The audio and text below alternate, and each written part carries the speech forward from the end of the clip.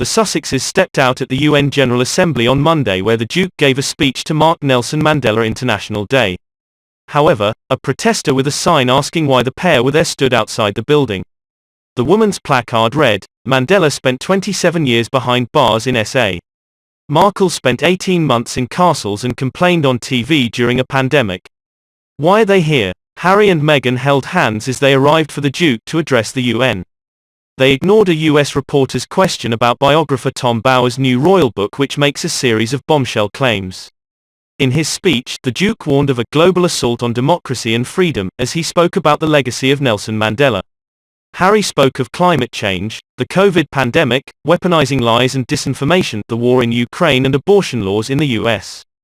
He said, "This has been a painful year in a painful decade.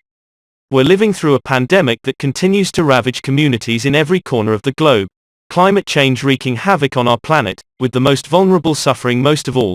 The few, weaponizing lies and disinformation at the expense of the many, and from the horrific war in Ukraine to the rolling back of constitutional rights here in the United States.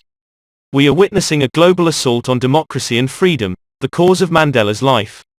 The Duke also spoke about his late mother Princess Diana's meeting with the former South African leader in March 1997.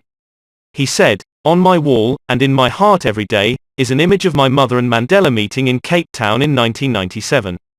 The photo was presented to me by the late Archbishop Desmond Tutu, whose friendship and inspiration were their own treasured gift.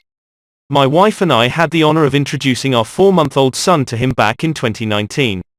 When I first looked at the photo, straight away what jumped out was the joy on my mother's face, the playfulness, cheekiness, even pure delight to be in communion with another soul so committed to serving humanity.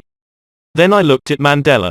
Here was a man with the weight of the world on his shoulders, asked to heal his country from the wreckage of its past and transform it for the future. A man who had endured the very worst of humanity, vicious racism and state-sponsored brutality. A man who had lost 27 years with his children and family that he would never get back."